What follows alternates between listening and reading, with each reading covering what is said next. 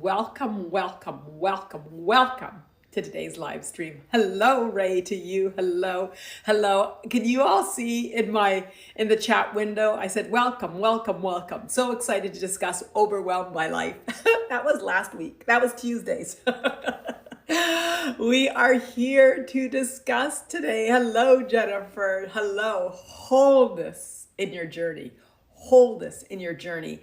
And wholeness in your journey is all about judgments that we hold upon ourselves. And not just any judgments, a very specific judgment is what I want us to look into. The judgment that we are broken. The judgment that we are broken. And I don't know how many of you feel that you're broken or how you articulate that you're broken. Maybe it would be valuable to say how you articulate that you're broken. I'm dumb, I'm stupid, I'm unlovable, I'm a failure, I'm not good enough, I'm imperfect. I think we've discussed all of these topics and we've resonated in some way with each other on all of these topics. Hello, Jen. Yes, it's a big subject, judgment, and the specific judgment that we are not whole. And if we want to extend it, if we have trouble in seeing and being aware of it in us, we could also see how we do that about our loved ones, our children, our partners, our friends, our family. Sometimes we spend so much time seeing that they're broken, that's an indication of something within us. And sometimes we're more aware, can be more aware of others than ourselves. And it's a great, great conduit. And I know for me, when I'm working a lot with my clients, my coaching clients, and I'm working a lot in lives and working a lot one-on-one, it's more one-on-one because more one-on-one is when relationships come in than during our lives. It's if you see them as unwhole, you perpetuate it. And it's also a mirror to unwholeness within you. So if we want to extrapolate to look at how you might have judgments on others as being unwhole, as life being unfair, as things being difficult. It's a great mirror to what's going on within ourselves. So is this resonating? How does it feel? How does it taste? And what are the judgments that you all hold against yourself? Like I said, I listed a whole bunch. Not good enough. I'm not lovable. I heard that one yesterday from a coaching client. I'm not lovable. Can I be loved? Do you love yourself? Yes, but I'm not lovable. Well, that's a contradiction. There's something in there that makes you feel unworthy, unwhole. Let's get down to it. I'm a failure. I haven't succeeded. We could say it from the positive. We could say it from the negative. It could be looking at the past, saying things that have been feeling like a failure, or it could be looking into the future of thinking that you're not capable. Being incapable, that sense of being incapable, that sense of not feeling safe and secure, that's actually a symptom of not feeling whole. Whole. Jennifer, not smart enough and not brave enough. Fantastic. Not smart enough, not smart enough. So Jennifer, is it dumb? Stupid's mine. Stupid? Is it stupid? And not brave enough. Tell me when your courage is keeping you back. What is that judgment on your courage, and where is it holding you back in life? Because I think those are two fantastic ones. They're fantastic. And everybody just blah. What are your judgments? What are your fears? What are you keeping you from the wholeness of who you are? Ultimately, we all know that we're worthy, that we're free, that we're loved. And wholeness is a description of that, for us feeling that we are as good as we need to be. We're as great as we are, as where we're meant to be. There is nothing wrong or has been wrong in our past, and there is nothing wrong with how our future is unfolding. There's power in us. We're aligned. We're perfect. Life's circumstances are exactly as it's meant to be. We're here to grow and to learn, and everything has taught me to grow and learn. And I've done a fantastic job in that. But no, I know we have the judgments. And today is a celebration of those judgments, because when we recognize them and bring them to the surface, it allows us to release them. and we celebrate them, celebrate the process, celebrate the process. Jennifer, I have trouble remembering things. Okay. I have trouble being brave enough to overcome my nervousness when I need to get out of the house. Okay, fantastic, Jennifer. So it's that judgment is like, oh, I'm forgetting. And what I really love about the judgment that we have on our memory is the more we hold ourselves in that judgment, the more we actually forget. Because there's a subconscious part of our mind that's always functioning. But when we are consciously diminishing our capacity, our subconscious isn't able to do its power for us. So I really love that one. And do you know where it came from?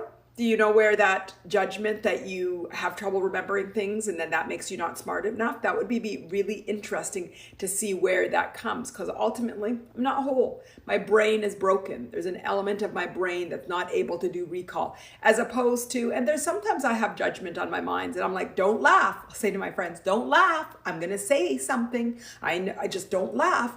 And it is about recall. And sometimes on these lives, I'll say, what did I just say? And I'm like, is this normal? Is this natural? Is this normal humaning? That there's so much that I'm saying and thinking and taking in that I forget when somebody says, what did you just say? And I'm like, I don't know what I just said. I don't know. Is that normal? Or is there something broken in me?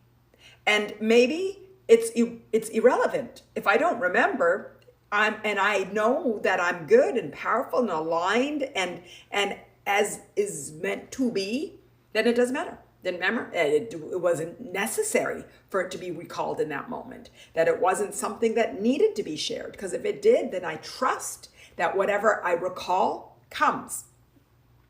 Jennifer, I can't always remember things for college and I barely remember my childhood. Fantastic. And so those are two really different things, and they're different parts of your brain. And it's very interesting that you say, okay, I can't remember things for college and my childhood. Your childhood, can you remember how you felt? Could you remember how it felt to be a child? So maybe sometimes I feel like we hold judgment on the wrong things.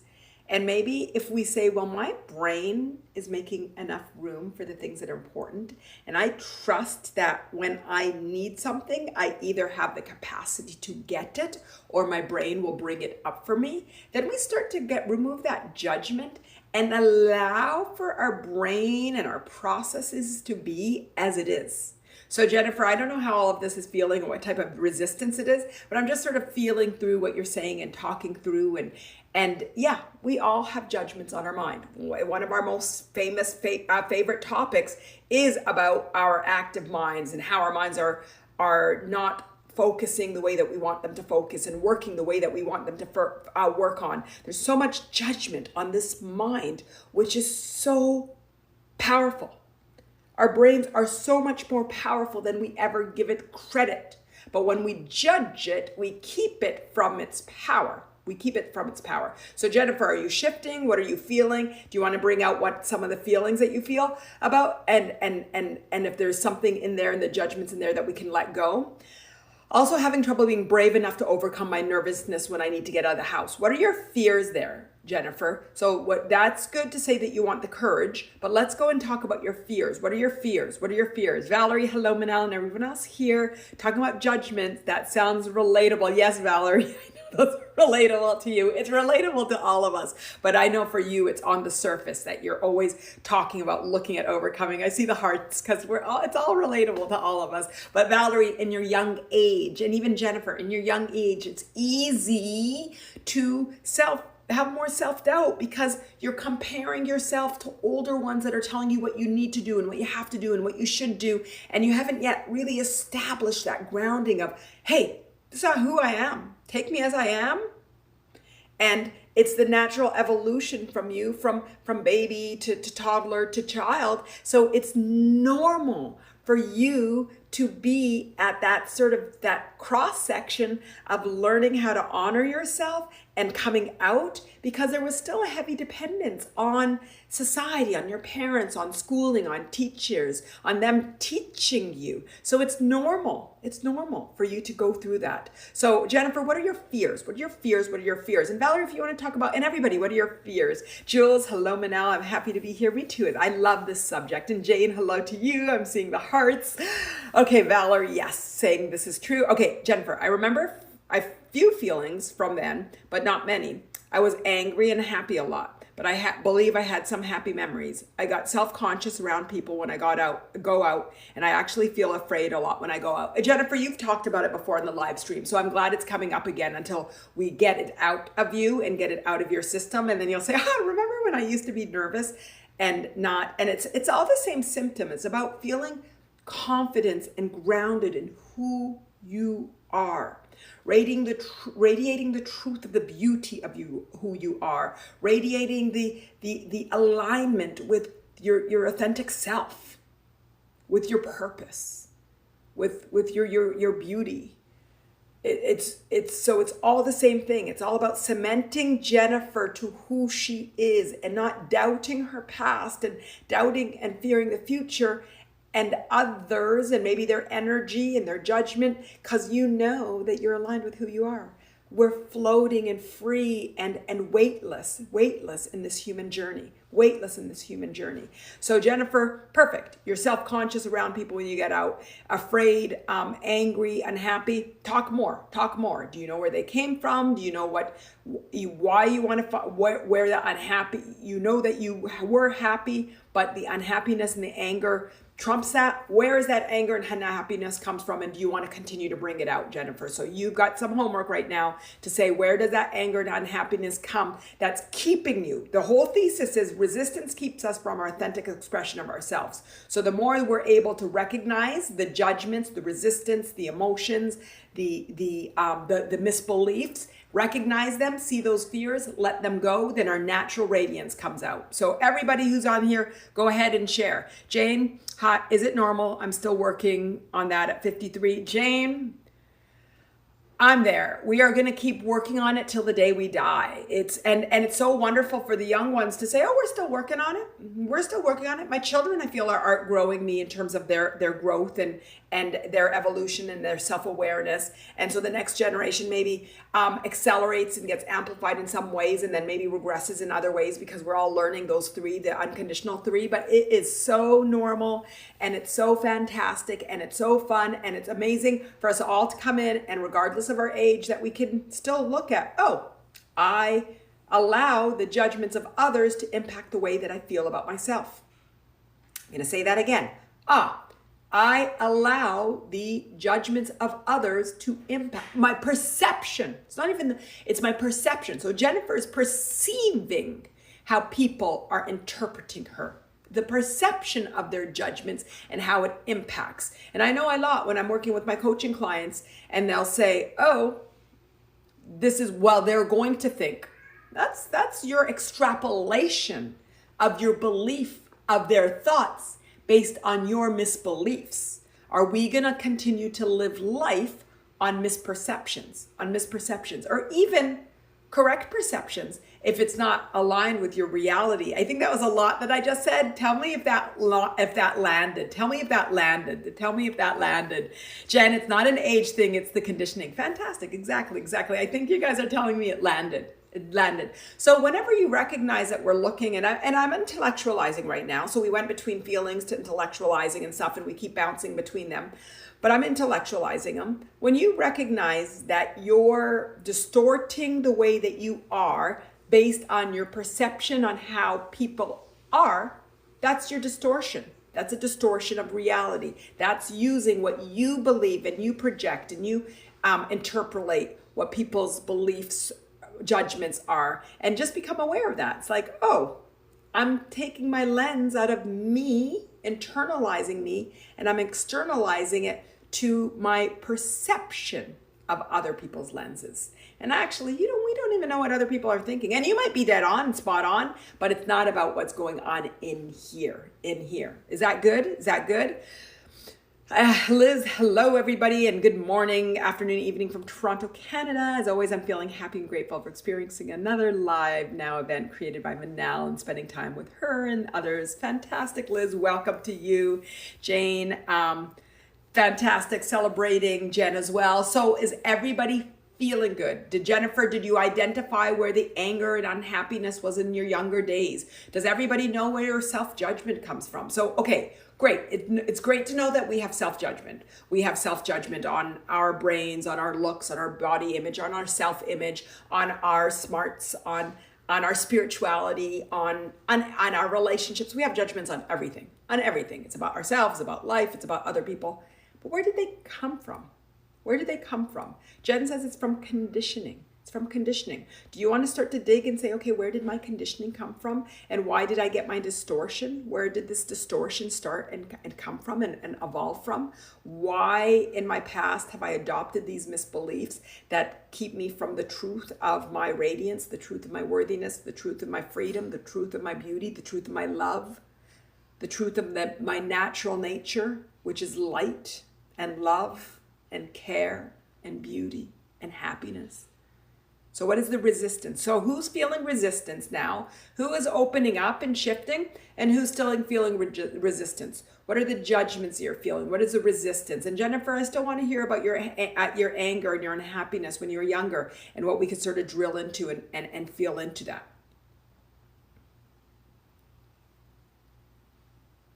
Who's feeling resistance? Who's feeling having any questions or any self-doubt? Who's shifting with the intellectual, with the sort of the talk? It's more than intellectual. Valerie, I sometimes question when it started for me, but I don't think it was one specific thing or memory. It was interesting. Like I said, yesterday I was working with one of my coaching clients and he's like, no, I had a great experience when I was younger. But then when on reflection, it's like, ooh, there was a time in grade 2 when somebody took the fall for me doing something, or oh, this was happening and my parents were supposed to come but they didn't and felt embarrassed and ashamed. So it's actually not always significant events that form some of these emotional conditioning, this resistance that we're feeling, which is so interesting to me when I look at our conditioning, and it's just boom, it's something that was really minor in the scheme of things, but there was an impact, an imprint, emotional impact and imprint that ended up creating this misbelief upon ourselves. Then once that imprint is there, that's where I call it the cookie cutter. It's going to keep printing and printing and printing and printing until we become aware. Become aware. So Valerie, if you want to close your eyes, and everybody, let's try this micro little exercise. Invite a feeling, a judgment. Don't overindulge.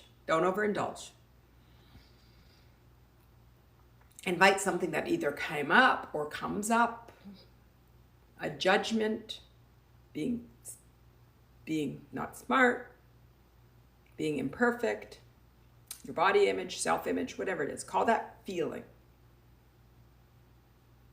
Now, without thinking, it's not your brain, it's your emotional body. It's a subconscious feedback. Keep your eyes closed. Invite that feeling and ask yourself, when is the first time that I recall feeling this way?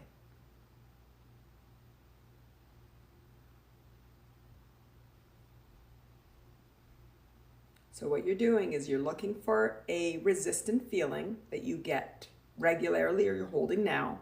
Anger, sadness, shame, imperfection, not smart enough. And then you're going to invite a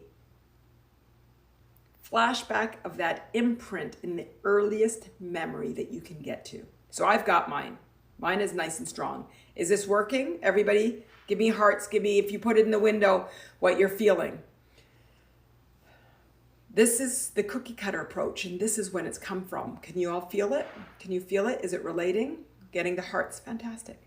Now, if you really want to play with it, you can go along your timeline and see other times in your life that you've created that same emotional imprint or resistant imprint, because it might be judgments. It doesn't have to be emotions, but it's actually a combination of emotions and judgments and thoughts and feelings. Can you see it? And this is where freedom and liberty from this luggage we're coming from. It comes from. So did you all get it? Now let's take a deep breath and let it go. Everybody just let go of all the resistance you connected with. And if you want to validate that you're worthy and just recognize that you're going to reprogram your awareness to a recognition of your full worthiness and the beauty of who you are, take another deep breath in and just reaffirm while you're letting go of all that resistant energy that you held on. Just, we're beautiful. You're beautiful. You're amazing. You're whole. We're worthy. We're free. We're love. We're just here to learn and to grow, and we're growing and learning together in such a fun, wonderful environment. Take another deep breath in and release. Okay, how was that, Jen? Our parents whom we trust and believe in their their conditioning and so on and so forth and so forth. It fascinates me how we get caught up in the same pattern. Me too, Jen. So me too. So tell me, everybody share. What did you find? What did you find? Jennifer, I was unhappy because my parents were always fighting, and it was very upsetting and sometimes even scary for me. I'm not sure why I was angry yet, but I'll keep trying to figure it out. Jennifer, did you feel into it now? Valerie, I'm too critical. My memory is clear. Memory is clear, but I am too critical. Fantastic. Did you imprint that one? Jane, I know where mine came from, childhood. It's frustrating. I'm still dealing with this long after childhood. My siblings tell me I was shamed on the changing table for getting my diaper at night, for wetting my diaper at night. Oh, baby. As a baby, of course, there's much more into dysfunctional family. Fantastic. So were you able to feel those feelings and let them go? Were you all able to play the game and understand where it came from with the intention of the awareness, the acknowledgement, the appreciation, and then letting it go? And I sort of like swished step 1, 2, and 3 together, because step 1's awareness of a resistance, of a imprint, of an energy, of a pattern, awareness. Then 2, it's about, let me acknowledge what wasn't wanted, shame, what wasn't wanted, unhappiness, what wasn't wanted, anger, what wasn't wanted, not being free, and what is desired then. So step 2 is acknowledgement of then what is desired. To be happy, to be free, to be celebrated, to be loved, to be worthy, to feel worthy, to feel worthy, to feel worthy. And then step 3, appreciation. Oh, this is just the human journey. That's what it's about. This is really about us growing and learning and getting conditioning so we can learn to evolve past it. There's nothing broken. My parents weren't broken. I'm not broken. The past isn't broken. The conditions were exactly here for us to grow and learn. The problem is that I'm continuing to allow the shame to perpetuate rather than recognize, here's an opportunity for growth. Here's another story that I can let go of. Here's my opportunity for me to evolve into a more grounded, whole, radiating human being. And then 4, when we go through step 1, 2, 3, 4, we can let go. And then step 5 is just our human journey of surrender. Okay, did that work? Do you all want to do that again? Did it work? Do you want to do it again with clarity in the 5 steps and going through it? Okay, I'm getting hearts. Okay, Valerie, that was short but powerful. A memory came up when my mom told me I was always so negative and pessimistic. I was a young child and I adopted that as my truth. Fantastic, Valerie, fantastic. Goosebump moment. And that is wrong. I'm not good enough and that it's wrong and I'm not good enough because I'm critical, negative, pessimistic. Fantastic. Big judgment on I am not a happy person, and maybe even where my fear comes from till I'll never be happy. Fantastic, Valerie. Fantastic. And these are the awarenesses that set us free. Not blame our mom, not got trapped in something was wrong, not in my mom was bad and I came up with a misbelief. It's, interesting. The human journey creates distortions or creates resistance for us to continue to evolve, to let them go and to grow and to love and to find compassion and to feel free. That moment was not broken. You all know that I like coming back to the title of the live stream. It's all about wholeness in the journey. That moment was not broken. Jane's moment on the diaper at night, even though I reacted because I'm like, oh baby, you're a baby, you're wetting your diaper. That's what we do. It wasn't broken. It wasn't broken. And this is all about the wholeness in our journey. And how do we shift our lens? We go to the eye doctor and they go tick, tick, tick, tick, tick, tick, tick until we get 2020. How do we look at our past, tick, tick, tick, tick, tick, tick, tick, till we get 2020 to say, wow, that's a really interesting set of conditioning that helped me recognize that I'm worthy, that I'm free, that I'm beautiful, that I am whole, that I'm whole. So who wants to play that game? Who wants to shift the way that we see our past? Who wants to let go of shame and let go of the baggage and adopt it to recognizing, hey, I'm growing and I'm expanding and I'm going to see how do I learn from every experience that I have? And when it becomes, it is what it is, and it is what it is, and it is what it will be, that allows us to surrender. And it's in surrender where everything just tastes so good. Life feels so good. Life is so powerful. Yes, yes, yes. So who wants to play? Who wants to play? I have to say, part of me is angry. Valerie, that's fine. Bring out that angry. They bring out that anger. I do not want to repress any of those parts. I talk about where we're going to go, but if you're angry, you write it and you get that out first. It's like, no, I still have resistance to that.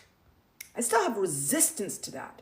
And let it and feel it and see it. Feels like a victim. Fantastic. Fantastic. I know I'm not. My mom did the best she could.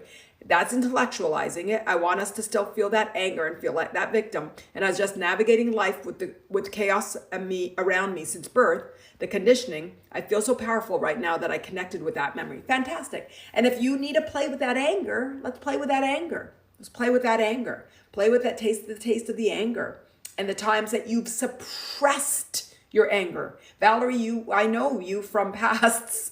I know you all, when you talk, I remember your pasts, you suppress your anger. So now that anger comes out. It's actually a celebration. The fact that your anger is coming to the surface is power because you've conditioned yourself to suppress it. So that anger that you're like, no, I am angry. Feel it and celebrate it and say, this is what anger feels like, because every emotion guides me and calibrates me to truth. When I listen to emotion, it calibrates me to truth.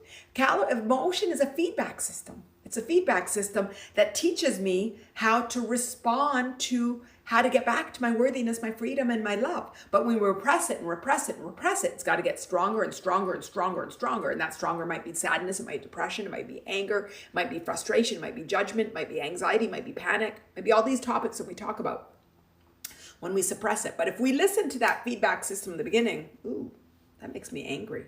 And we're allowed to express it. So our babies, when they express their anger, rather than say, don't be angry, we allow them to use that voice. And then maybe, what does that feel like? Why are you feeling that way? How does it feel to express it? Maybe you shouldn't project it in that manner. Well, maybe that's not a good thing, but allow it to be expressed. Allow it to be felt. Allow it to be honored. And then, what kind of boundaries can you create? How can you handle it? What's the best way to deal with it? And we just start talking through it. So you go through the emotional body, the intellectual body, but it's honoring it. Good. So Valerie, those were resonated with you. So do you all want to try that again? Do you all want to pick up an energy and go through the steps again? Does everybody want to do that? How does that feel? Give me hearts, give me words, give me direction. Give me direction. Okay, I see the hearts coming. Okay, let's do it. So everybody, I'm going to walk through, I'm going to say the steps again. Okay, so step 1, invite through your memory, through your emotional body, through physical pain, through pain. So if there's a body part of yours that's hurting, you can enter through your knee, for example, through your shoulder. So invite and imprint. Now, when you invite it, whether you go through your mind, a judgment, an emotion, your physical body, a physical pain, when you're in there, let's now deconstruct the key lime pie. Let's play a bit more. While you're in there, let's start with the emotion. Let's assume everybody has an emotion. What's the emotion feel like? Savor it. Don't indulge. Don't overindulge, but enjoy the flavor of the emotion. There might be several names to the emotion. If there are, go ahead, give them all. You might want to label that like the Manal special. I'm going to call mine that I'm feeling into the Manal special. This is a Manal special that comes in and it's a hybrid of a whole bunch of feelings. Okay, so I'm feeling a Manal special. So if you want to call it the Valerie special, go ahead, call it the Valerie special, the Jennifer special. Okay, the Liz special. Go ahead and explore with interest and curiosity the different emotions. Don't overindulge. And if you feel you're getting overwhelmed, just go back. Don't go so deep. Okay, now go into your physical body. So as you're feeling these emotions, what are the physical physical sensations? Like for me, I feel like tightness in my heart and my jaw. You all know that always my jaw gets it all. And just like my shoulders, and just my head ends up getting like blood. It feels like my whole face is filling with blood. So look at the physical sensations with the Valerie special, the Manal special, the Jane special, the Ray special. What's the physical sensations? And look how these usually come with this emotional. Fantastic. Now, let's go to the mind. What's the story? What's the story? What's the thought? The mistruth. I am bad, I am stupid, I'm imperfect, I'm not worthy. What is it? Go for it and just smile at it, because you're just like, oh, I can see now. This emotion and this physical sensation has created this storyline. It really comes back from the past. This is really interesting, okay? Now, if there's any beliefs or misbeliefs, sometimes it's hard to distinguish between the thoughts and the beliefs. So the mental body and the egoic body, sometimes it's like, I'm not good enough. Is that a misthought or is it a misbelief? But ultimately, when we go to our worthiness and our freedom and a happiness, we can make it a thought and a belief. But it's like, oh, wait, I am worthy. I can see this is compromising and challenging my worthiness. Oh, I don't know what my purpose is. That's what my thought is. But no, at the egoic level, I am purpose. So just sort of look at it. And so I'm already getting to step 2 a bit, was acknowledging your greatest desire. But I don't want us to go there yet. So now we've labeled our special, a concoction of beautiful physical sensations and emotional sensations and thoughts, mental thoughts, and maybe misbeliefs or beliefs. Misbeliefs is what I want to hold on to. Now let's fly across our timeline. And again, introduce when's the first time.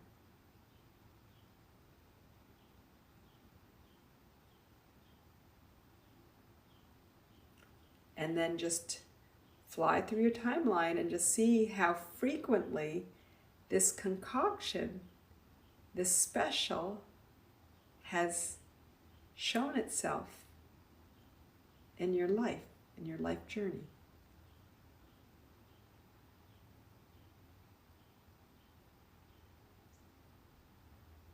Wow. And just see the power in, wow, this is really powerful moment, because I'm starting to understand it from a new lens. I'm starting to get power and be empowered by it, recognizing that this is really leading me to my worthiness and to my freedom. So step 2, what's undesired in there? What's undesired in there? Maybe what's undesired is not showing up, not being courageous, feeling weak, feeling dumb, feeling ashamed, feeling stupid. Put your word in there. What's undesired? What did your storyline say? What's the cookie cutter? And then let's do, so what's the opposite? What's desired? Oh, I want to feel free. I want to feel worthy.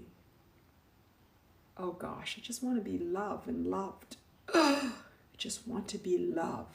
I just want to radiate my truth and my beauty. I just want to feel aligned. I just want everything to feel easy. I just want to be happy. I just want to feel good. So we're on step 3. So that was step 2. Now step 3. Wow, this is just a human journey.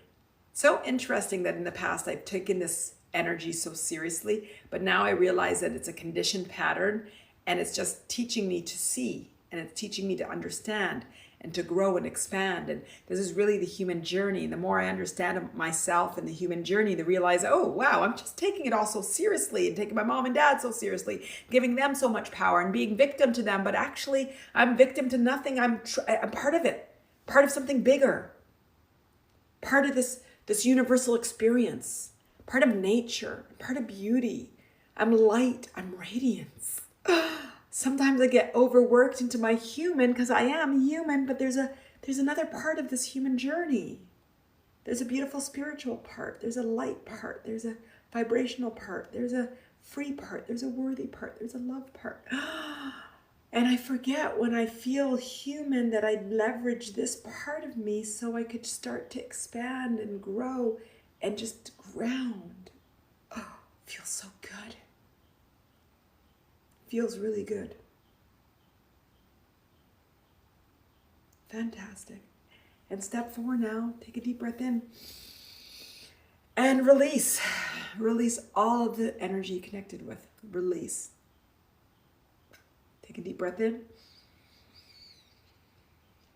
and release. Release, release, release. And take a deep breath in and release. Now just imagine the light, the universal divine coming in, the light of worthiness, the light of freedom, the light of unconditional love, of flow, of ease, of understanding, of compassion, of care, coming in through the crown of your head, lighting up your head, coming in through your arms, out through your arms and out through your hands. Imagine that universal light just coming through your head again, through your throat, your neck, and lighting up your heart, just sitting in your heart and just lighting you up. Now imagine the light from the earth, the core of the earth coming up, that light coming through the soles of your feet. And imagine your soles of your feet have roots, and these roots go all and connected to the core, the deepest core of the earth. And these roots go in all directions, so many roots, like a great big wise tree.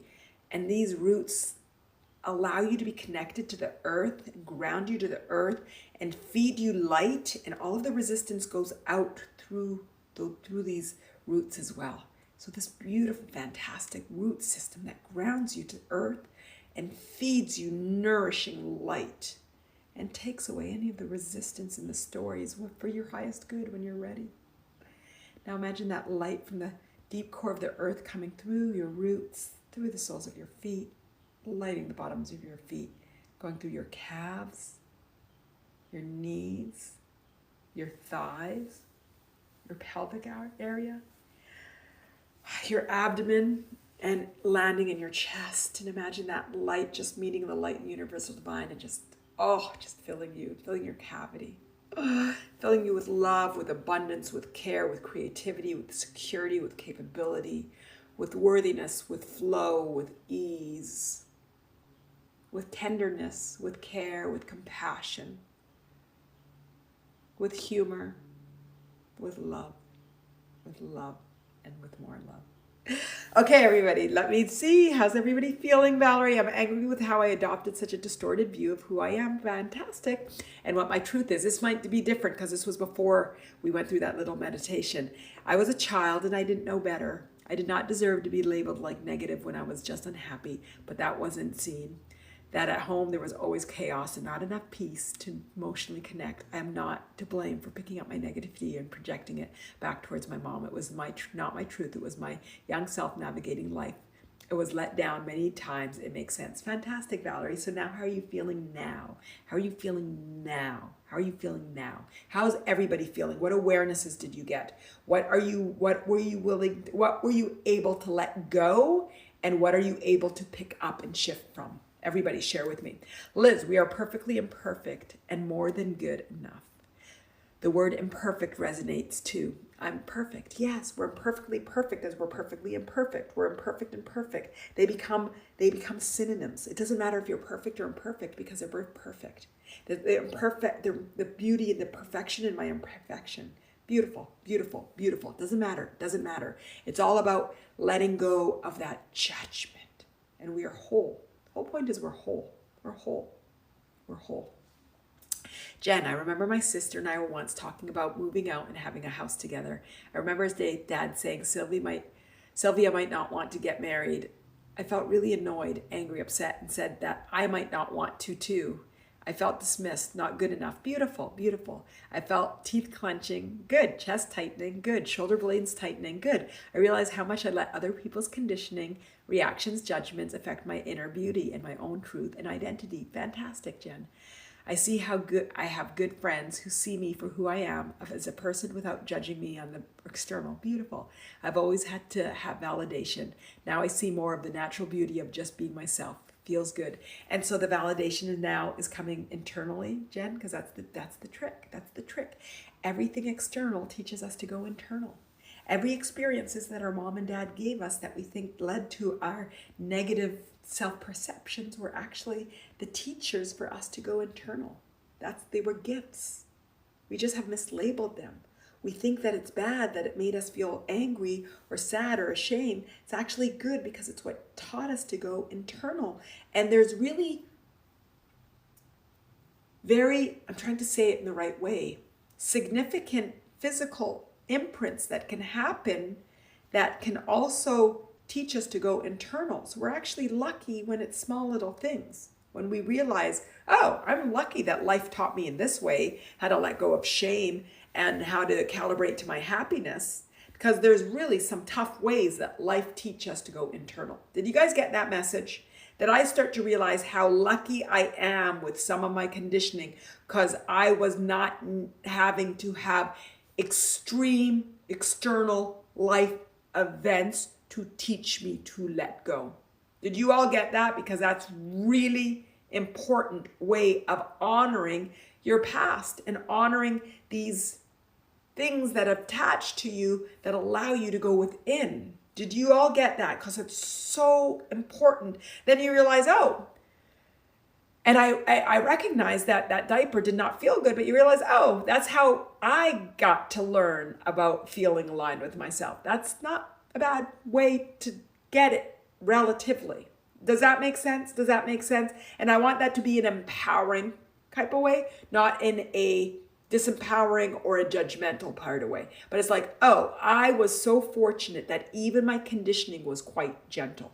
The feelings weren't. The emotions weren't. The subsequent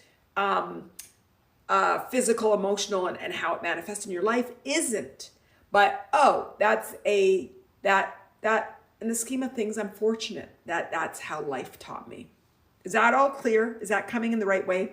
Valerie, there's tension in my jaw. I think that's where my anger is. Fantastic. I feel a sense of clarity. Like, wow, I didn't realize I'd adopted my judgments on being critical by something my mom had said to me when I was that young. Fantastic. It's interesting how when we were children, we adopt what we hear, even when it seems insignificant. I'm so glad to have this clarity right now. Fantastic. And that's the shift. There we went. Valerie just talked about the 5 steps. I feel the physical tension. And I see the emotional anger, and I have a sense of clarity. And this incident gave me clarity. The resonance is resonating. Fantastic. And now I appreciate that this happened. Wow, I am lucky. Boom, I can shift. I can let it go. I can let it go. I can let it go. Fantastic. Wow, who would have known that we would go right into it today? Liz, the race is not always always to the swift, but to those who keep on running.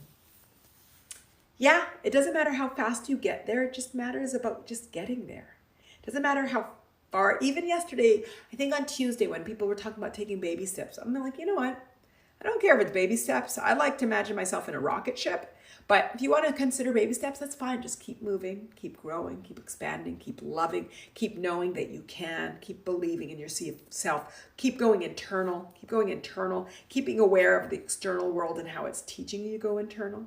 And then we've got this made. We've got it made. Valerie, Liz, thank you for your words. Fantastic love between Valerie and Liz. Okay, so how's everybody feeling? How's everybody feeling? Do you feel that you have a higher sense of awareness? Is there anything that you want to discover more?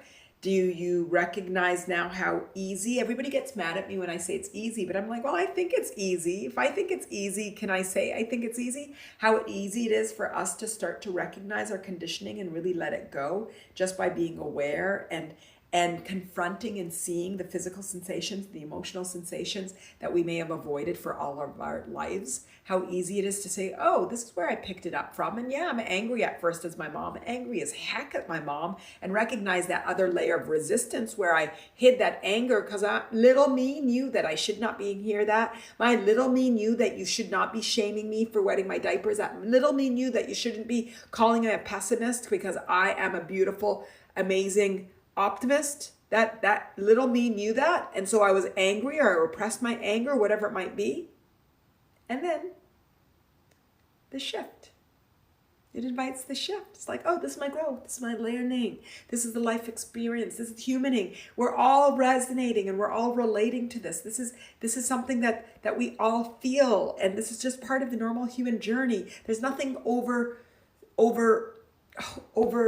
serious about this. It's not serious. I keep saying, stop taking life so seriously. And again, it doesn't mean we're not hurting. I hurt. I have shame. I have these things, but it's not like, ooh, woe is me anymore. It's like, ooh, curious. How do I shift this? Curious. Where did this come from?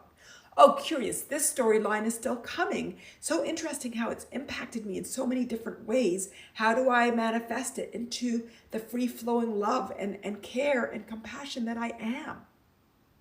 How do I let it free me? How do I guide it to free me? What's it trying to teach me? There must be another level that my inner being, my God, my journey is here to show me. It's here to show me. So game on. One of my friends always says game on. And I'm like, yeah, game on, game on. Valerie, yes, a higher sense of awareness. Other than that, I'm pretty tired from this week, but that's okay. Valerie, are you tired? One of my favorite things is recognizing that tired is a physical feeling as well as emotional and mental. Tired is in all four bodies. Tired is physical, tired is emotional, tired is mental, and it's actually egoic. I'm tired of life. So which tired are you? Are you all far tireds? How many people are tired? I want everybody. Let's go into tired. We're talking about wholeness in the journey, and when we're tired, we're not whole. We're not whole. When we're revving at anything less than our speed, then Jennifer, I am. Perfect. I'm going to put it, I am. I am too. I am tired is one of my things too. Okay. So, and I've been waking up not tired, and I celebrate it. Fantastic. Absolutely. Great. Who else? Patra. Is it Patra? Fantastic. Yes. Fantastic. Fantastic. Angie a bit. Okay. Fantastic. Fantastic. Fantastic. This isn't our red heart Angie. This is a different Angie, I think. No, that's Angela, red heart Angela. Anyway, the profile pics get me sometimes. Fantastic. So we're tired. So let's go through this. Who wants to go through it? Oh my God, I'm so excited. Let's do this. Let's do this. Let's do it. Let's do it in our mind. Whoever wants to chat. And I'm going to read it, but let's do it in our mind too. Okay. Wow. I needed this today. I needed this. Valerie, I feel physically tired. I need a little more rest, but also emotionally. I can let go of a lot of tension this week, and it causes a shift, but I'm tired from it. Okay, so let's reactivate. Let's reactivate. Okay, first of all, before we do this, what's the opposite of tired? What does everybody want to feel like? Okay, so what's the opposite of tired? How do we want to feel? Let's first start with establishing, oh, Angie, northeast coast of Scotland. Beautiful, beautiful, beautiful. Angie, you're beautiful. And then what's that picture? What's your profile pic? Energized. Jen, that's a fantastic word. Energized. What else? How else do we want to feel? Let's establish on the egoic level what we want to feel. Was just typing that, Jen. What else do we want to feel? Energized. What else do we want to feel? Alive. Energized. Love that too, Angie. Lovable. Fantastic. So you're tired because you're not feeling loved. Awake. More present. Fantastic. Excited. Great. Vibrant. Peaceful. Wonderful. Aligned. I'm going to add aligned. Aligned. Vibrant. Ease. Flowing. Flowing. Flowing. Grateful. Fantastic. Fantastic. Fantastic. Fantastic. So these are all antonyms to, or antonyms. They're antonyms to renewed. That's great, Florelia. I love it. I love it. Florella, I believe. Fantastic, fantastic. Refreshed. And you know what I love the ruz, whenever we say like refreshed and renewed? There's two things. One, it could say that we were broken, but also it says it can go back to the babies when we were babies, when we were fresh and we were new. So it's almost like calibrated back to. I don't like the meaning that we were broken and now we want to get fixed. I like the meaning that we want to go back to our truth. Our truth. And do you see that subtlety in there? Do you see the subtlety in there? So when you say refreshed and renewed, it's going back to day one. Invigorated, lives. I love it. Invigorated, absolutely love it. Love it, love it, love it.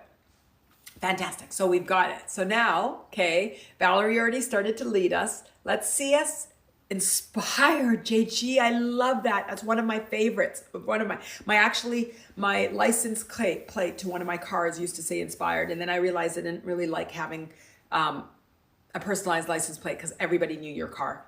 Everybody. Some of my friends might memorize my car, but once you had it personalized, everybody knew your car. Oh my goodness. R, at peace, pain-free. R, can you give me the opposite of pain-free without the word pain in there? Give me another word other than pain-free. That's a synonym with pain-free. And light, I like light as well. Angie, my profile is me sat chilling on little castle ruins, looking out to the sea. Oh my God, where I work. Oh my God, beautiful. I'm gonna have to see if I can expand that later on. Beautiful, beautiful. So what's a synonym to pain-free? What's a synonym to pain-free that doesn't have the word pain in it? Whole, strong, well, vibrant. I don't like healed too, JG, because again, I don't like it. If you like it, good. It doesn't bring you vibrance. I mean, if it gives you alignment, good. I'll tell you why I don't like some of the words, and then we could see if we can find something that doesn't have negative connotation to it. So the healed means that there was an injury and now I'm healed, which is fine because it is good because I'm healed and there is some positivity. But when we go at the egoic level, I want whole, perfect. When we go to the egoic level and we want to cement egoic feelings, I really want words that are like so resistant free. So the healed is great and healing is fantastic. Healing is beautiful, but I want us to cement really whole words. And there's an aspect to healing that isn't whole. Guys, got that? Got that? Is that good? Is it good? If you want to use healed, that's fine, but I'm just complete. That's exactly, Jules. I want complete words. At AEs, wonderful, TJ, wonderful. Jen, unbroken, which is whole today. JG, good, completely understand. Fantastic. Andy, check it out and it will blow your mind. Dunatar Castle, Scotland. Okay, I'll look it up. Kim, fantastic, empowered. Okay, so we've got all the feelings that we want to feel. And we didn't break them out. Some of them might have been could have been emotion, some could be physical sensation, some of them could have been beliefs, but healthy, fantastic. Okay, so now let's feel your physical body, feel into your physical body and invite the feeling of tired. Invite the feeling of tired.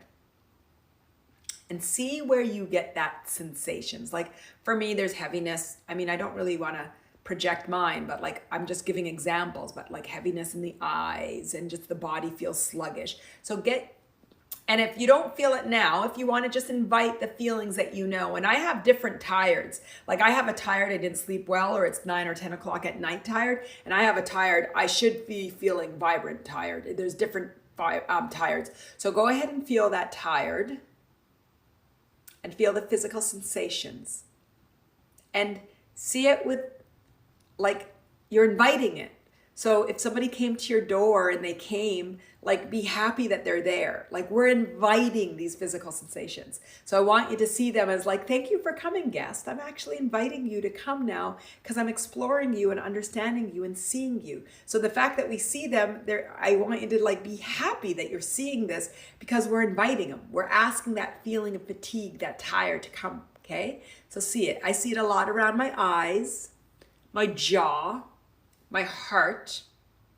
So if anybody wants to say where they see it, TJ, ooh, different tired's make it slightly interesting. Oh my God, TJ, I have so many different, and I'll explain. I'm feeling normal tired, not my whatever tired, and I'll have different names for it. So pick any of your tired's, whatever tired you want, but feel the physical sensations of it. Feel it, feel it. Both sides of head. Fantastic, Jen. I don't know if it's these two sides or these two sides. Probably these two sides, because you'd say the front and the back rather than the two sides. These are the sides. Fantastic. Okay, now everybody go to the emotion. What's the emotion? And it could be tired. We're talking about tired, so it could be tired. It could be, sometimes for me it's sad and frustrated, like I'm just done with this. I can feel an extreme sadness, like extreme sadness as I feel my tired. Jen, yes, above the ears. So everybody put in what emotions you're feeling when you're feeling the tired. What are the emotions you're feeling? Depressed. Kim, fantastic. We're calling it sad, but it's actually, we're calling it tired, but it's actually depressed. Fantastic. Just honor that and explore that. Shame, fantastic, Jules. We're calling it tired, but it's resistance on resistance. We're not willing to see the shame. Anxiety, Petra, fantastic, fantastic. Same thing. Do you all see? This is what I call resistance on resistance on resistance. Aware of bones, sad, fantastic, Angie, fantastic. So you just feel bare bone, like there's no fat, there's no skin, there's nothing holding you up, just like a skeleton. It feels sad, dead. Is that what you're getting at? Tell me if that's not what you're getting at, but that's what I got, like just being like a skeleton and just lifeless. That's what I'm getting, sad, that there's no source and spirit in there.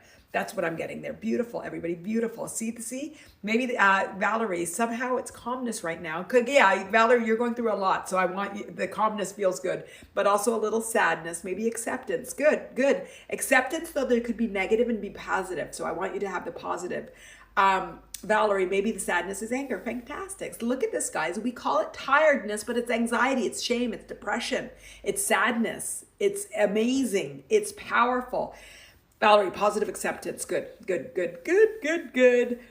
Patra, just moving feels like work. It just sort of reminds me of the bones. Like it's just sort of like Angie's saying, yeah, not dead, but bones just feel prominent physically. Yes. So you're just like, I get it. I can feel that. It's almost like Patra's saying, it's just like everything is clunky. You're not being supported. It's almost like our blood and our flesh and all of this supports us and protects us and is part of the vibrancy that we have, and that we're just sort of dead. Okay, fantastic. So everybody, what's so powerful in this? What's so powerful is we called it tired. I want to cry. We called it tired, thin-skinned and sensitive. Fantastic. I get it. Bony. It's almost when you get old and frail and you're just really bony and you can't carry yourself. I got it. Fantastic, Angie. Fantastic. Feels like a acceptance of a loss feeling. It's almost like that word, Jen. Isn't there another word when you just sort of like accept, like not resin? There's a word with R. Do you guys know what it's at the tip of my tongue. Like you're accepting a loss feeling. There's a word. Yes, resigned. Thank you. It's like we're playing Scrabble, not Scrabble. We're playing I can't even find that word now. Oh my God. Talking to Jennifer. Look at the memory. Thank you, Jules. I think also relief, letting go, surrender. Valerie, yes, because you let go of some of those things of your mom that you're already, you're in the process of letting go. So resigned. Resigned isn't a good thing. Resigned is sort of like nostalgia. And Jen, this is the flavor that you pick up in life, where you just sort of like, the best of my life has happened and I just have to live like resigned with love, loss and feeling. So Jen, it's powerful that you picked up. Angie, yes, word games, charades. I was trying to say charades. Jennifer, it's not just you, girlfriend. Okay, Liz, I've been exhausted physically, mentally, and emotionally. Fantastic. That's what we're doing. It does leave me feeling overwhelmed. Fantastic, Liz. Overwhelmed by life. We were talking about that on Tuesday. I want to change that. I know it will take, no, it won't take time. It will take the time that's best for your highest good. Not it will take time, which sort of has a flavor of that's going to take a while. No, it's going to be the time that's best for my highest good. We can all shift instantaneously. Who was on when Lynn realized, oh, I don't have pixels, and she instantaneously shifted. She's like, oh, you're telling me I don't have pixels? Okay, I feel good now. Who was there when we saw the instantaneous? So all shifts can be instantaneous if all four align to hear the truth at once. That's why during our lives, we jump between the four bodies, because I keep saying, okay, sometimes it might be intellectual, sometimes it might be emotional, sometimes it might be physical, sometimes it might be egoic. So do you all notice we keep jumping? And some live streams, like last time, Overwhelmed by Life, it was clear this is about the four bodies, guys. I'm really excited because it's about four bodies. Today, no, but judgment was more about the mind, but we've already gone into all four bodies. So who wants to adopt highest good, time that's best for my highest good, and let go of all judgment on time? I'm looking at you. I'm expecting to see a heart from everybody. So it's sort of a rhetoric question. Rhetoric questions. I don't see hearts yet. I don't know if it's the system leg or there we go. Da da da da da. They're starting. Angie says her hands up. Fantastic. JG says yes. Fantastic. Time that's best for your highest good. And that's all right. Time that's best for my highest good. Time is best for my highest good. Fantastic, Kim. As long as it keeps on the journey and healing and feeling. Fantastic. But the time that's best. And I can keep growing and expanding, growing and expanding. Liz, I'm going to change those words to growing and expanding. I'm going to offer. Take it or leave it. Take it or leave it. I'm going to offer. But on the journey of growth and expansion. Growth and expansion. Growth and expansion. Growth and expansion.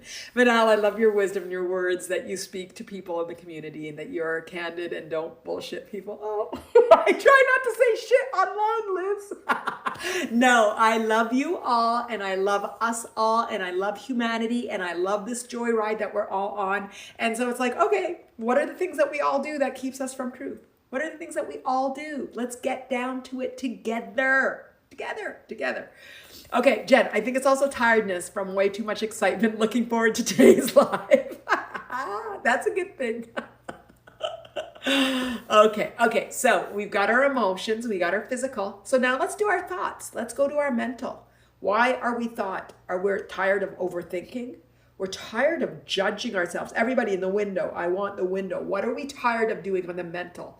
We're tired of overthinking. We're tired. Oh my God, you know what I hate? When I make a decision and then I doubt myself. Then I make a decision, I doubt myself. And then I do something. That's why I always say I can't build a house, because everything that I've picked in this house, I question it. Anything that was done in this house by the builder, I don't really care. I love it and I honor it. And maybe the things that I don't, I'll change it without judgment. I'll be like, oh, I wonder why I put this. I'm going to change this light to this. So what's our mental? Is our mental tired? List it all in there. So I'm going to say my thoughts, my overthinking, my self-judgment, my questioning myself, my back and forth,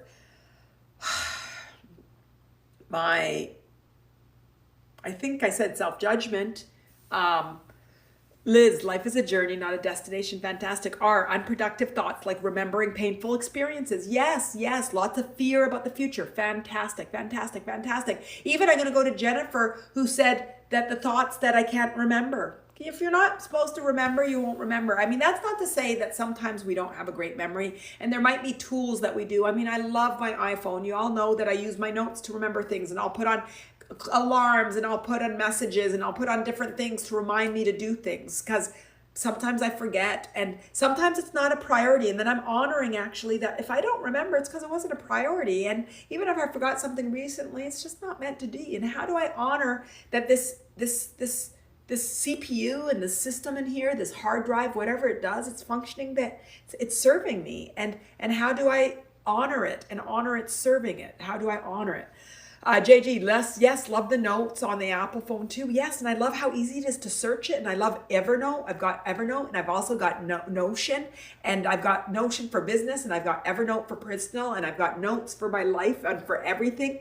And boom, boom, boom, boom, just put it in there, a note. A Telegram, I give myself notes. I text myself notes all the time. I have notes everywhere. It just depends on where it is that I put it. And it just, oh, what was that? Oh, my son will get out of the car and I'll say, hey, and say, Mom, can you not forget to do something? And I'll say, Mom, just text me when you get out of the car. So I won't open that text because I get annoyed by unread texts until I get home, and I'll open it and then I'll remember to do it. So I even get people to text, could you just text me that now? And I promise I won't open it until I do it. And that way I'm forced to do it immediately. So what are the little things that you do to enhance, not your memory, but enhance not having to be judgmental, dependent?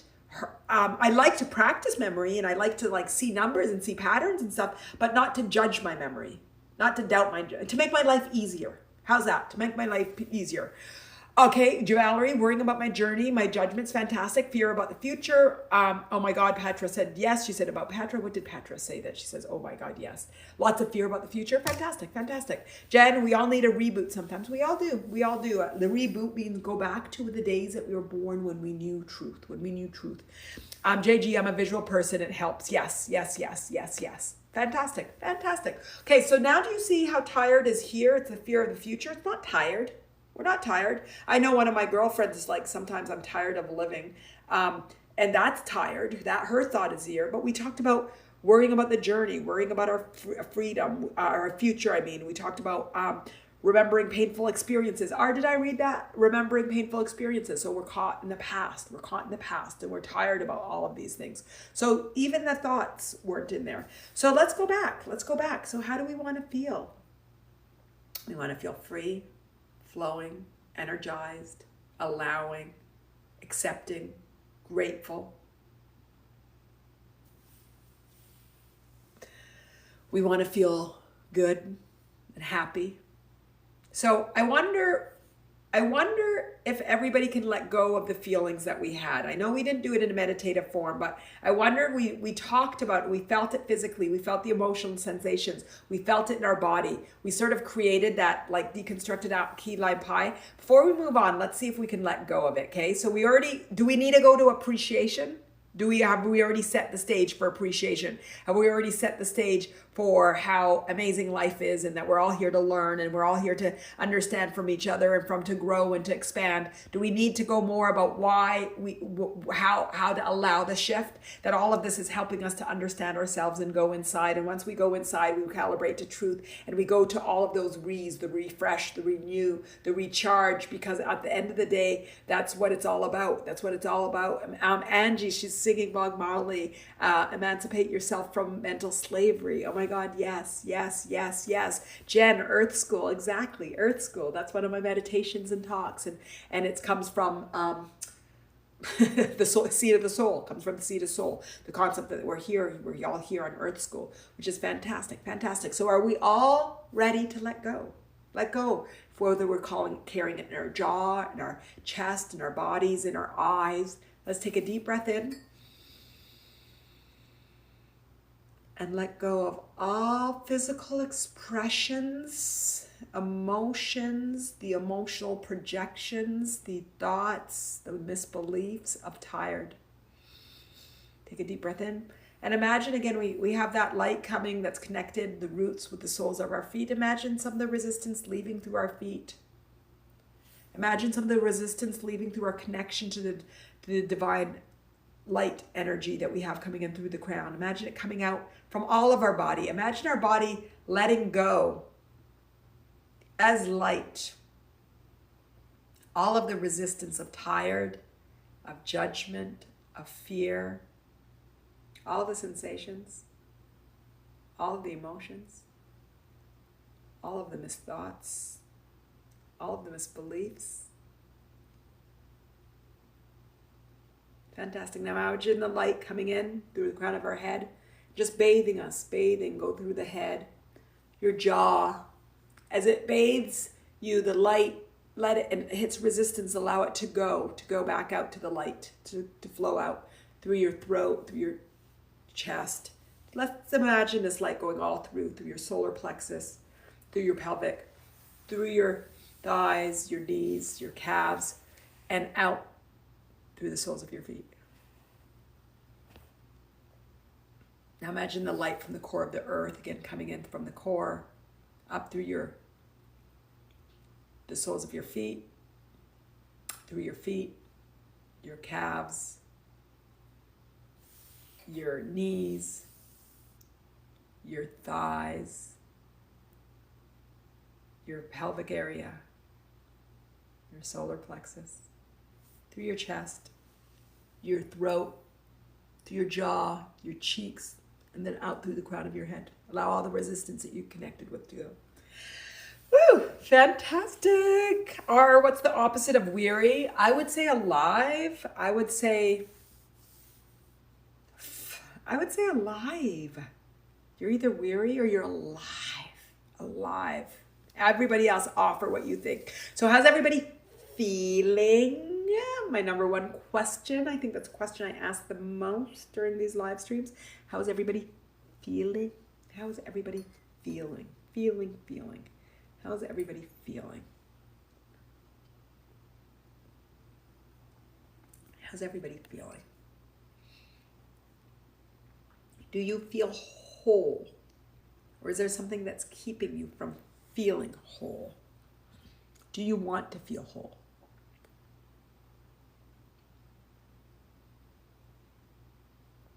Do you realize that feeling whole is a choice? Choice. Some of it's not, because you may have picked up conditioning, but we have the choice to focus and reestablish the truth of our wholeness. We can be not whole in any of our four bodies. Our physical body, hold judgments that we're not strong enough, we're not pretty enough, we're not good enough, that we have a body part that doesn't allow us to move and do enough. So who holds a judgment on their body for not being whole? Who holds a judgment on your body for not being whole? Who holds judgment on your body for not being whole? Emotionally, that you judge yourself for not being grounded, not being happy, that you are sad, you're angry, that you're not feeling and showing up in a certain way. Judgments on our emotions. Who judges your emotions? So who's judging your body? Who's judging your emotional body? Your emotions is not being good enough. Who's judging your mind? My mind is, I forget things, I can't remember things, I'm not smart enough, I'm stupid. And judging yourself and judging your mind. Who judges your mental body? Who believes that their mental body is not whole? And then the belief and connect to your egoic level. Who thinks that you're not good as a whole, as a person, as who you are, your connection to life, your worthiness, that your relationship with bigger is that there's something broken. There's something broken in life. There's something and something broken in life. Who's not whole in their egoic level? Who's not whole in their egoic level? Jennifer, I do have muscle pain and I don't feel strong. Fantastic. So there's judgment as you not being whole. And Jennifer, do you believe that you? I'm going to start asking it this way. It might be convoluted, but it feels right. Do you believe that you can be strong? And do you believe that you are egoically strong? So these are two questions for you. Do you believe that you can be strong? And do you believe and healthy? And what did we decide pain-free was? Did we answer that question? Feeling good? Do you feel that you can be? Do you feel that can be? And do you desire to be? Do you desire to be? And do you believe that you can be? I want you to answer these questions, Jennifer, because that will help you on the path to being. Patra, so comforting to share. Feels good to discuss and know we can let go and take care of ourselves in every way. We can. And together with each other, it just makes it so much more fun and feel supported and easy and loving and peaceful and caring. And did I say easy? Did I say easy? Everybody hates it. I always say easy, but I really like easy. I'm going to keep saying easy. You know what? Because I think it's easy. I think it's easy. I think it's easy. Jennifer, yes, I believe if I start, if, that's conditional, if I start working out. So your conditions on a judgment of me having to do things that will make me do better. So yes, I believe if I start working out and stretching my strength and pain will get better. So Jennifer, can we make it unconditional? And then that will allow the conditions to start. So if and but are some of my most unfavorite words, almost less than no, because they make you feel like you're believing, but then actually there's a contradiction. At least with no, somebody's saying no. At least they're saying no. But when you say if and but, it's like, I agree with you, but. So they sort of like go with you, but then contradict it. And so it's just sort of empowering then disempowering. And if it's sort of the same way. So how can you make it not conditional? How can you make it not conditional? How can you make it not conditional? I can offer a way. Yes, I believe. And then we could say, well, what are some of the activities that you can do that will amplify your journey? And then we could say working out, stretching, eating well, starting to seeing which foods might be inflammatory to me, starting to take inventory of what I eat and how I feel, starting to really become more self-aware of my physical body and going on a journey of making choices, whatever these choices are, that amplify my physical body, feeling well, sleeping well, eating well, taking care of my body, yoga, stretching, working out. And we could start to list, these are the things that will help me physically feel better. But I want to get to first, I believe that I can unconditionally feel good. And I know it's a subtlety. I know sometimes the things that I say are subtleties, but I can't explain it, but I can't enforce or reinforce or emphasize is the word I'm looking for.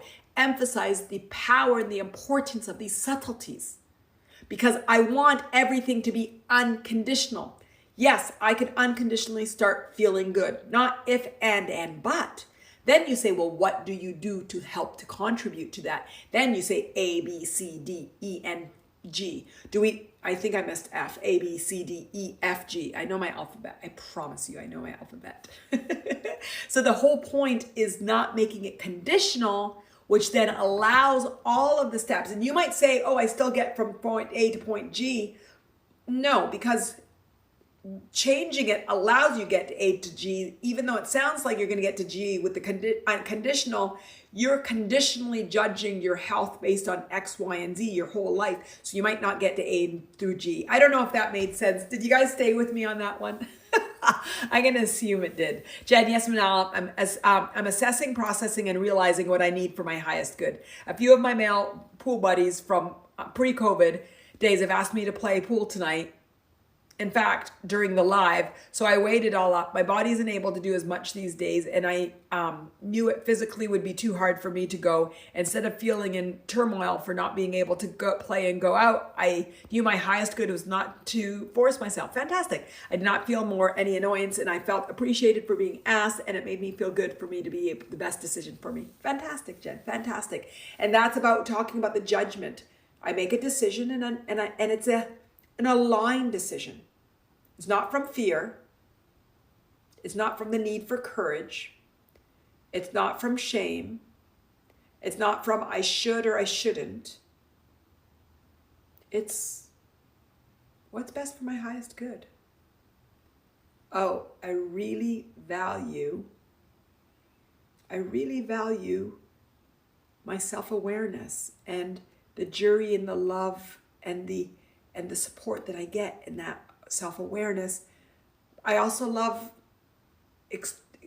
being social and engaging, and I haven't seen this group for a bit. Yes, but I want to love myself, and I want to work. Okay, yes, I'm making the right decision. This is what I'm going to do. But I'll say to them, hey, maybe another time. I actually have something scheduled, maybe another time. Jen, fantastic, fantastic. I don't know if I acted that out good enough, guys, but I tried. Jen, I feel like I'm growing up. Fantastic, so fantastic. Okay, great. So how is everybody feeling? Gonna ask that again. How's everybody feeling? Who became aware of the judgment of lack of wholeness on their physical body, their emotional body, their mental body, their egoic body, or who feels now aligned and whole and empowered to recognize the misbeliefs that might be holding that keep you from the truth of your beauty and the truth of your alignment? Questions, questions, questions, questions. I'm feeling a, Jen, yes, I'm feeling more clearly these days. Good, good, good. And she's growing up. Fantastic. And loving yourself. Fantastic. And worthy of whatever you desire. Fantastic, fantastic. Okay, I'm feeling energy on my jaw here. Does anybody else feeling energy? Who wants to walk through again step by step so we can release and figure out what's going on? Who wants to let go of resistance? I would love to myself, because I actually am carrying still some in my jaw, and I don't know why. I haven't carried resistance in my jaw like this for quite some time. It was before the live, and it has nothing to do with the live, but I'd be happy to do another 5-step for us to let go if anybody's interested. Kim says yes. Give me hearts. Give me yes. First person that says yes, I'm like, okay. We'll do it. Okay. I see some hearts. Angie says yes too. Okay, fantastic. There's always resistance that we can shift. Okay, so everybody feel into your bodies. And I'm just going to go straight up. Go into the resistance. You know how now. If you feel physical resistance, go for it. Your muscle pain that you were talking about, go for it. That was you, right, Jennifer? Yeah, go into your muscle pain. Okay, let's understand it more. So everybody, if you go into your physical resistance. If you want to go in through the emotions, go in through your emotions. You want to go through a story, go through a story. But go through your physical, wherever it is. I'm going to go into my jaw.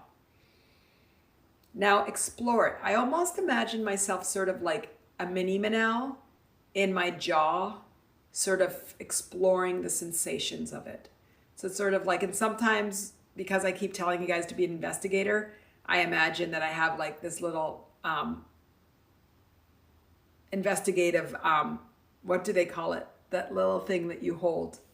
A lens. Yeah, a lens. I have a lens that I'm holding that allows me to sort of enhance and amplify the feelings, not by indulging in it, but by really tasting it like a connoisseur, like really tasting the flavors of it. So dance and explore the sensations. Become familiar with it. Now see if there's an emotion. If you came in through the emotion, explore the physical sensation. But now at this point, let's look at the two layers, the physical sensations. And if there's other parts of your body that's starting to get involved, like my abdomen is now, there we go. I know my story. Now the emotions. Okay, I've got mine. Now what is the emotions? What's the story? Okay. And there might be, like for me now, there's a whole bunch of emotions are flooding. Like I'm aware of fear, I'm aware of shame. I'm aware of like having to keep holding strong and persevering, like almost this feeling of tired that we were talking about. Like how much do I got to keep working? I want things to be easy, but it's like just like this endless journey. Like sometimes when you feel like you're on an endless journey, like, am I ever going to get there? So, okay, that's what okay, see, and now see how excited I am that I'm seeing this. It's like, I'm not indulging like, oh my God, this is what I'm feeling. I'm excited that I'm aware now that I see there's a part of my body that says, I thought we should be there by now. Aren't we there yet? And I'm excited by that. So see that physical and I sort of already got into the story. So I feel shame and I feel the fear, and the story is like, aren't we there yet? Again? Are we still back at this play, this Manal special?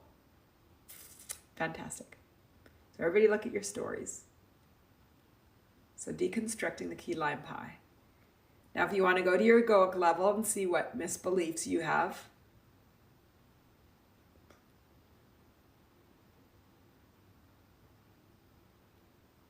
fear, and what you really want to do is maybe trust life, trust yourself. Don't intellectualize it.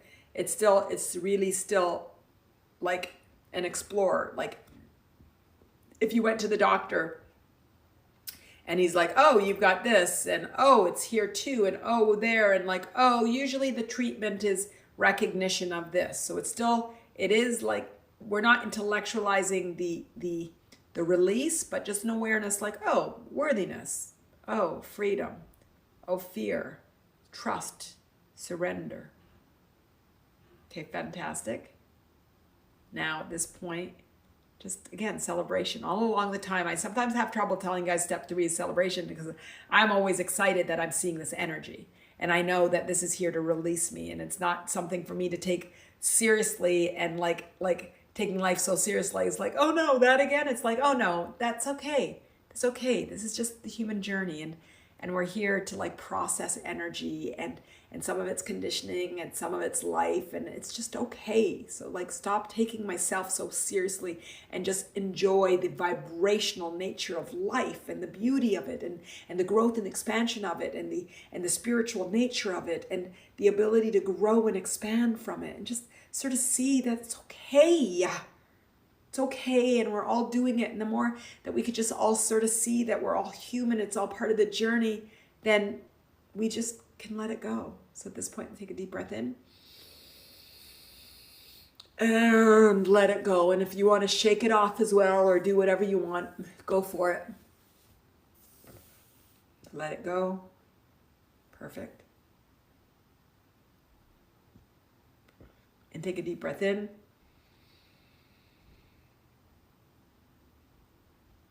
And let it go. And maybe when you're breathing in and letting out, you'll get more awareness to what you're letting go, and to the stories and the things that's contributing to that energy that's sticking on. I did now. When I took a deep breath in, I was able to get more level of awareness of the storyline. And another deep breath in. And release. And release and release. Okay, how's everybody feeling? Any awarenesses, anything that you want to share? Do you feel like you let go? Imagine the divine light, universal divine light, just bathing you, swirling around you, loving you, just invigorating. Invigorating is a great word. We talked a lot of things that are antonyms to tired, and invigorating, alive, aligned, weightless, weightless journey, flowing journey, easy journey, compassionate journey, caring journey, loving journey, growing journey, expanding journey, beautiful journey, amazing journey, loving journey. Fantastic. Okay, how's everybody feeling?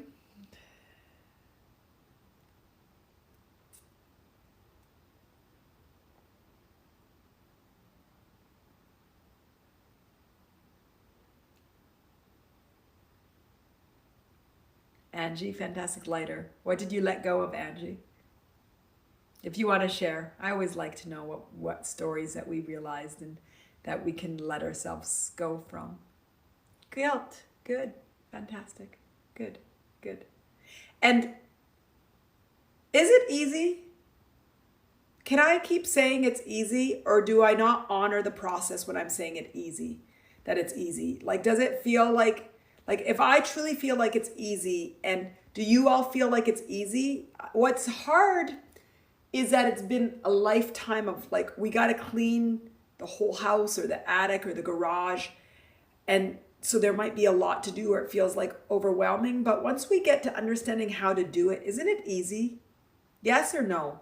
This is like, it's not a rhetoric question. It really is helping me to understand whether or not, because I really truly feel like, oh, once we know it's 5 steps and you just go 1, 2, 3, 4, 5. I mean, maybe it feels like it's not easy because we might have to do it quite frequently. It maybe feels like not easy because that we thought we did it and then we do it again. Maybe it's not easy because it brings up some memories from the past that were hurtful. But can I say that I'm really asking, can we say that it's easy? Can I say that it's easy? I know I say it's easy, but am I not honoring it when I say that it's easy? Not easy at first, says Angie. Resistance was present looking back at it. So the 5 steps are easy, but you have to be willing to honor and to see, to not indulge in it. It's that you need to be able to like love and see resistance for not what it is, but what it could be. So is it the way that we've conditioned with dealing with resistance that it makes it not easy? But the 5 steps are easy once you start to not overly indulge in emotion or judgment and shame in the emotion.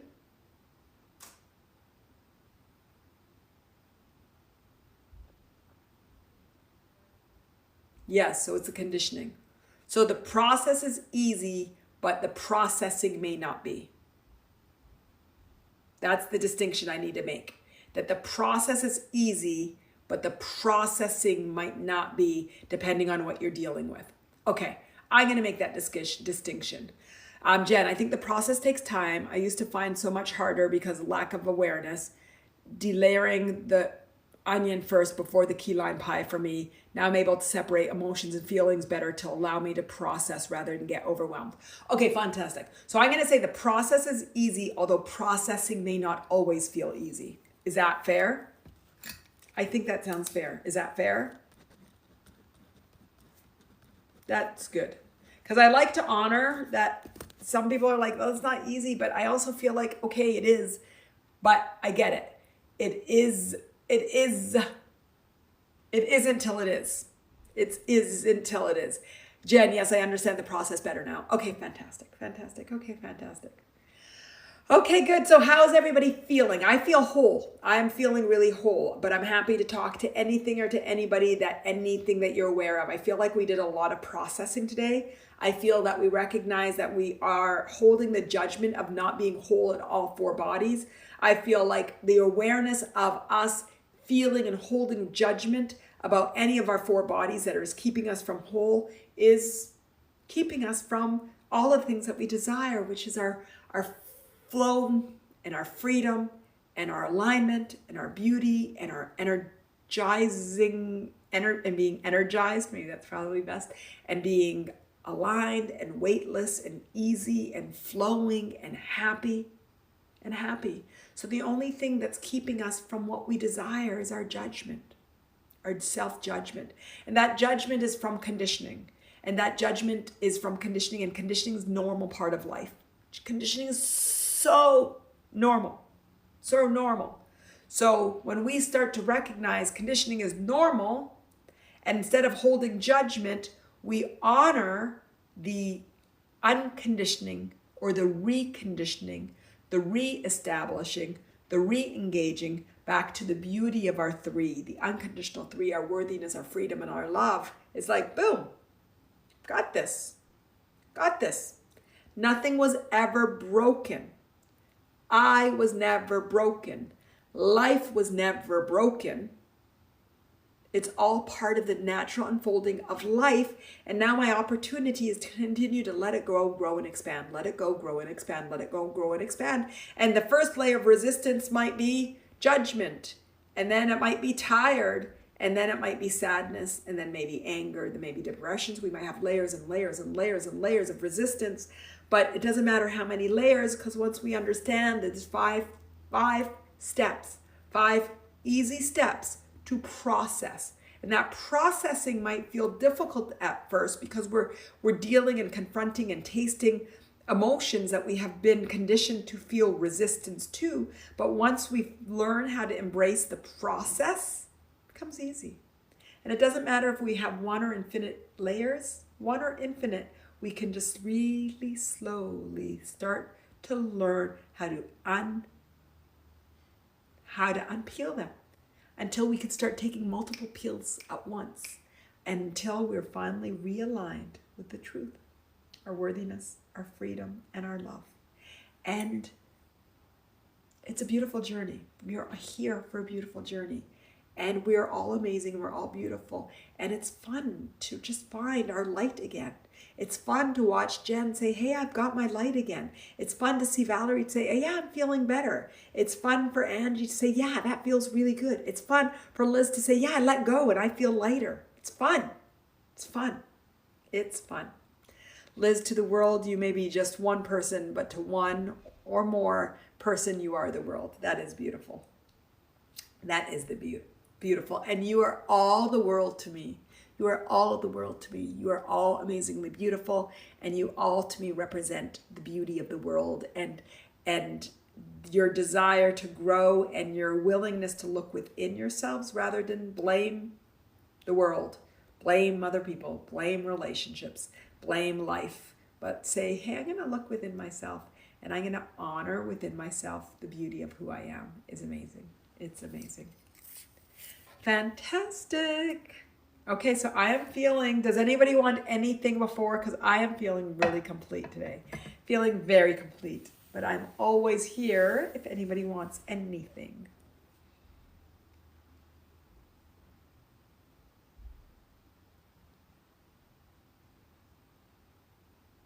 Da, da, da, da. The hearts are starting, which means to me a sense of completion, sense of beauty, sense of appreciation, sense of alignment, sense of feeling good, sense of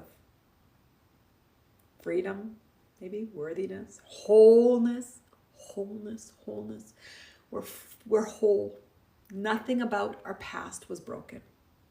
No matter what our conditioners did to us, it was for us to journey back to the recognition it's that we are internally whole despite any external circumstances. The wholeness is our internal truth. Nothing that happens to us in this external world can keep us from the truth of our wholeness. Absolutely nothing. Nothing. Nothing. So every life circumstance and experience is back to teach us about the wholeness in our internal nature. The wholeness of our internal nature. Jen, thank you, Manal, and everybody. Angie, what you think you become, Buddha. Beautiful. Liz, thank you, Manal, for doing and creating the Live Now event and your amazing gift to me and others. Thank you, Liz. Thank you. Okay, guys, I'm blushing. Well, I think today was fantastic. I think it was very powerful, very powerful. We reinforced the 5 steps. I do them all the time. At night, before I go to sleep, I will just feel into my body. In the morning, anytime something happens, I'll just feel it and just deconstruct the key lime pie, become aware, acknowledge, appreciate, let go. And sometimes energy wants to stay a bit longer because it's for your highest good. And I just keep sitting with it and exploring with it and asking it. And the whole point is not to judge it, but to honor it. And that's what about wholeness is. When we stop judging, we will see ourselves as whole. We'll see ourselves as whole. Anthony Manal, wonderful. Also feel deep gratitude towards you for the new flagship course. Thank you, Anthony. Thank you. Actually, I've been very excited with the launch of the flagship course this week. I know a lot of you are signed up for it, so I appreciate that. Thank you, Angie. Thank you, thank you. Thank you, Anthony. And thank you, everybody. Thank you, everybody. I really appreciate everybody coming in, everybody's involvement, everybody in attaining your authentic life, everybody in every live, and just us continuing to grow our tribe and grow our common language for the human journey, for our lives, for how we see ourselves, for how we see resistance. I don't see on our lives anymore anybody asking for and needing validation, saying something sad for validation. I see that everybody's looking within themselves for alignment and for a deeper understanding. And that's powerfully, absolutely powerful for me. See the hearts, and that's resonating. Jules, thank you so much, Manal, and everyone. Jane, thank you as well. Mario, Anthony, where's the course? I don't know if Anthony is going to tell you or not, but it's actually on my website. If you go to my website, you'll see it as well. Thank you, Mario. So fantastic, fantastic, fantastic. Okay, everybody. So our next live is going to be on 1/31. It's at the end of the month, because every end of the month we are going to do laughter. Laughter is a tool for healing. Laughter is a tool for healing. This is going to be the second monthly. It's going to be monthly. The second one, Jen is the one that requested that we do them monthly. And I'm like, you know what? Yeah, that was so much fun. So everybody come in with your jokes. We're just going to laugh. We're going to explore laughter. Well, last time we talked about laughter, we talked about when it's healthy, when it's not healthy. So we end up talking about self-deprecating. We talked about a lot of really interesting things about understanding laughter and when things are funny and when things aren't. We got a lot of cat jokes. A lot of cat jokes. A lot of cat jokes. Jules, yay. It was a lot of fun. We just laughed and we all felt so good and so aligned. And no, there's not as much insight as today where we talked about wholeness in the journey, but it's so healing and therapeutic. But after we spent a session just laughing, you can't help but feel amazing for the rest of the day. I don't know if it was during that live, but just even that best live ever, big insights for me. Oh my God, it was best.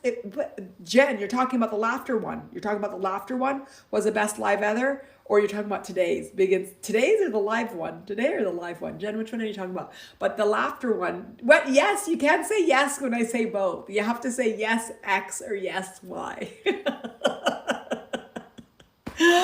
I have to learn to ask questions better and not keep them open-ended where it's X or Y. I just have to say X, laughter. Oh, it had big insights for you. It actually did, because we use and misuse laughter at minimizing ourselves. And laughter sometimes is way people that can go on impact or go across our boundaries, and then we can realize that we have to set boundaries because people use humor at insulting or getting. And so we did talk a lot about boundaries. We talked a lot. I haven't stopped laughing since, it's funny. I haven't stopped laughing since you, Jen, said sleep in the now. We were talking about what we should call our sleep live, and Jen said sleep in the now. And every time I just want to laugh, even like during the course, there's one point that I'm like, bring something that makes you laugh. And then I just bring up that sleep in the now and just start laughing. Just so funny, so funny. So yes, we will laugh. We will laugh to our heart's content on Tuesday. It's at 101. Angie, yes, I forgot you were doing the laughter one. Yes, we will. Valerie, I'm so sad I can't make it next week, Tuesday, but I'm glad it's the monthly topic now. Yes, we will laugh monthly. At the end of the month, we are going to take our time to say, let us just release through laughter and sharing and understanding and whatever it might be. If you want to bring a joke, bring a joke. If you want to share something about the funny that happened in life, share something that was funny in life. It doesn't really matter. Jan says she'll send Valerie some jokes. We can put some in Attaining Your Authentic Life. Attaining Your Authentic Life. For those of you that are new, that aren't in the group, come on in. We sometimes talk more than less, but it's just keeping the conversation and keeping our connection alive during the non-live hours. If you don't follow me, but sometimes I feel like that's obvious. If you don't follow me, but sometimes it's good to say even the obvious. Yes, please do share the energy. It's a great energy it is a great energy in the group. And you ask questions. Some people just ask questions. Sometimes we want to share. Sometimes we just vent. Sometimes we just all get on there and start laughing and having a chat. It's just fun. It's fun. So fantastic. It's all about engaging and staying engaged and connected in community. Manal, I love your quote. When we stop judging, we will see ourselves. Fantastic. Yeah, when we stop judging, we'll see ourselves. Beautiful. I could definitely not judge myself and others so frequently. Yeah, and if you judge others more than yourself, then you could use that as a recognition that you're actually judging yourself. So how you view the world and others is a really great mirror for how we see ourselves. Oh, so you know what? I love the laughter one because everybody feels like they have to do homework for it. It's the only one that I don't show up with any preamble. I'm like, we're going to talk about laughter, guys. Roll up your sleeves and let's laugh. Actually, in yoga, there is one exercise which you're supposed to laugh like, oh. I think you're supposed to put your hands on your knees and bend down and just like, and just do it. And by the end, the whole room is actually laughing. At first, you're just like faking it. And then you're like, what the heck is happening? Everybody's just laughing. And it's just so freeing. Laughter is the best medicine. Jen, there are only so many cat jokes. I don't know what, Jen, you're going to do with all those. Jen did her homework and had so many cat jokes. I didn't know there was that many. And then when she couldn't say any, Gary started to say cat jokes. I'm like, oh my God, I just can't. I just can't. Fantastic. See, we're already laughing. We're already healing. We're already healing. Angie, missed Gary's presence today. He's very interactive. Yes, he is very interactive. He keeps us going. He keeps us going. He is. And I love all of your interaction. And I love everybody that's not interacting too and just enjoys just being there. I love the hearts. You all know I love the hearts so much because it makes me know that you're there. Sometimes I'm like, oh, is anybody really there? Hello. And then I can start like playing around and just when you're alone, the kind of thing that you do alone, it's like, oh, wait, there's somebody there. Somebody there. Jeno, I have some up my sleeves. Yes, missed Gary too. Well, we'll tell him in Attaining Your Authentic Life that he was missed. He was missed.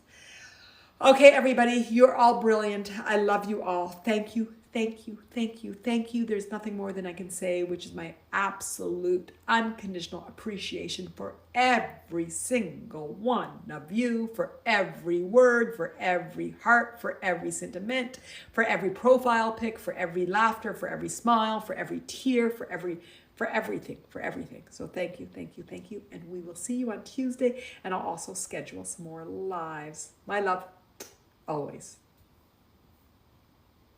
Don't forget to go to my website, sign up for my newsletters, and follow me. Instagram, Facebook, InsightTimer, and YouTube.